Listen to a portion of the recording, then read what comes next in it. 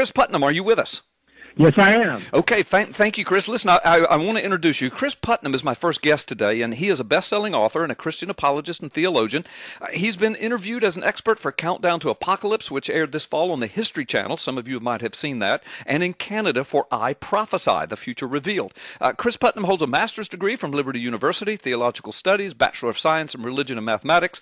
Chris studied Hebrew eschatology, biblical prophecy at Koinonia Institute.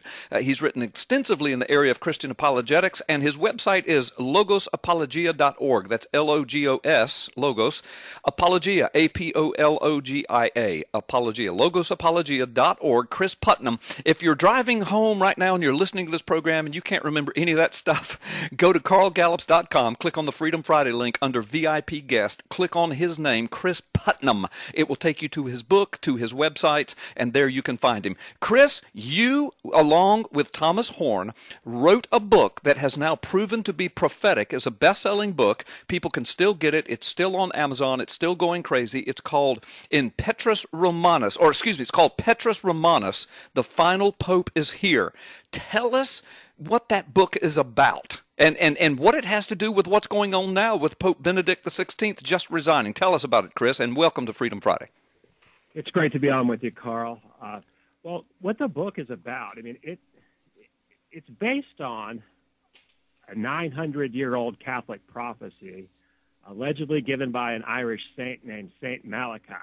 Right. Now, it's not just a book about that prophecy, though. It's actually a book about church history. It's a book about the views of the Protestant reformers. It's a book about biblical end-time prophecy.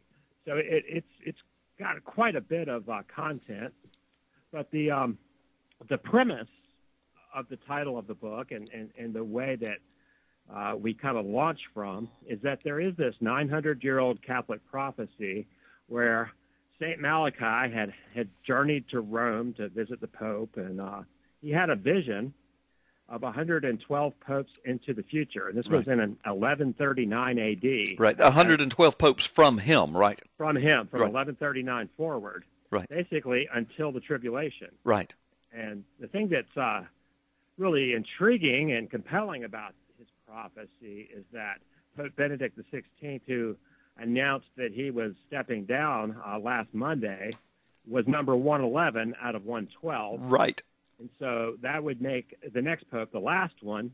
And the way the prophecy reads for this coming pope who will be elected in March, this is the prediction for his papacy. It says, in the extreme persecution of the Holy Roman Church, there will sit Peter the Roman, who will nourish the sheep in many tribulations. When they are finished, the city of Seven Hills will be destroyed, and the dreadful judge will judge his people. The end. Wow. Here's what we're going to do, Chris. People are not going anywhere. You've teased them. I've teased them. We're going to take a quick 2-minute time out. We're going to come back. I'm going to give you the rest of the time. And Chris, I want you to tell us about that prophecy, Peter the Roman, who you think the upcoming candidates might be for the so-called final pope, and tell us what you think in your heart and soul as a Christian apologist, and as a Christian prophecy teacher, where you think we're living in prophetic time.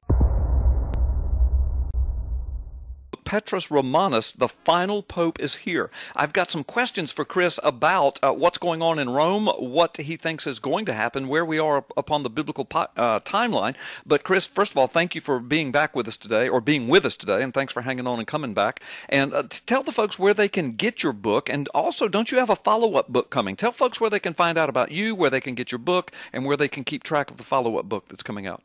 Well, certainly. My publisher is Tom Horn is my co-author. He's also the publisher, and his site is RaidersNewsUpdate.com. Okay. RAIDERS, RaidersNewsUpdate.com. And the follow-up book is called Exo Vaticana. Okay. And you can actually view a little video about that book and find out all that you need to about it at Raiders News. The book is also available at Amazon.com. It's available as a Kindle book, and I believe they also still have some at Barnes and Noble's bookstores. So okay, it's good. available. And that's Petrus Romanus. The Final Pope is here, folks. You got to get the book, and Chris is going to tell you why now. You were just before we went to the break. You were telling us about this 900-year-old Catholic prophecy, Saint Malachi, and first of all, you don't equate St. Malachi's prophecy with biblical prophecy, but you point out how interesting it is that it seems to intersect with biblical prophecy. Tell us about that. Yeah, and that's really my point of interest. As you said at the beginning, I went to a Baptist seminary. I'm a Protestant. I'm not necessarily predisposed to believing in extra-biblical Catholic prophecies, but right. I think that you're aware, and I'm certainly aware of some of your work, that there's a lot of signs that we are approaching the end times, and there's just a lot of things coming together, really, to a boiling point, and so it's kind of in the air anyway. And then, when you look at what this prophecy is saying, it kind of has an air about it that tends to give it some credence in my eyes. The main thing that really captured our attention about it is that, it talks about, it's talking about many tribulations. It says when they're finished, the city of 7 hills will be destroyed, right, and the dreadful judge will judge his people. Well, when I look at the book of Revelation, chapter 17, now scholars have commented for, centuries now about how this great harlot mystery Babylon is a end-time religious system, like a one-world religion type thing that points the world to worship the Antichrist.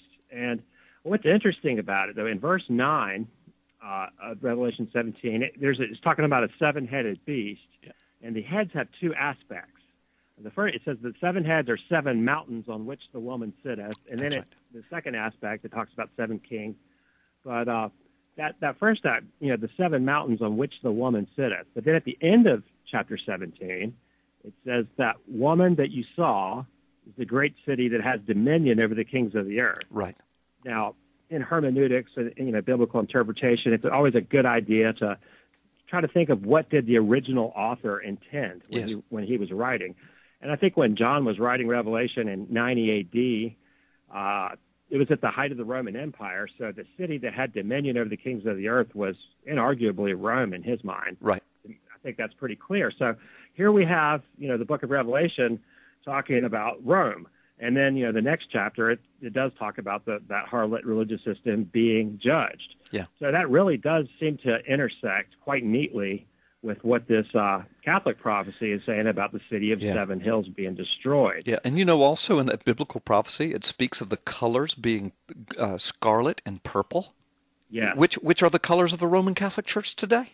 Yeah, and that's been a widely made observation since the time of the Protestant Reformation. Right, even people like John Calvin were talking about that. And, of course, there's Dave Hunt wrote a book a number of years ago called The Woman Rides the Beast, and making a similar argument. So it's not really a new idea. Right.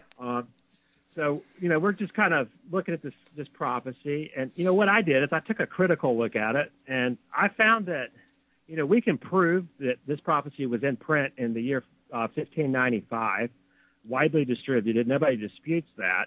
And there's some instances where it really does seem to have predicted future events in a really compelling way, after it was published. Right. And so for that reason, I kind of take it, seriously enough to think that it's suggestive that this really could be the last pope. Now, that kind of begs the question, who do we see this pope? What is his role? Right. Well, listen, we've got a minute and a half, so tell us your answer there, and who do you think Peter the Roman will be?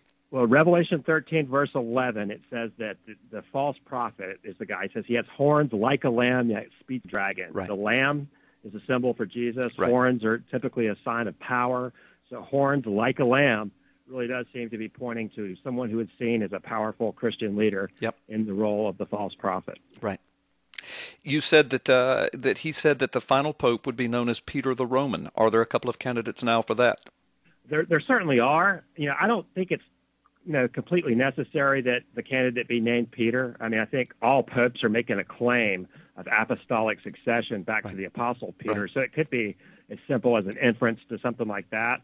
The Roman would seem to point to an Italian. Now, there's a couple Peters, though. Tarcisio Pietro Bertoni is the number 2 in charge.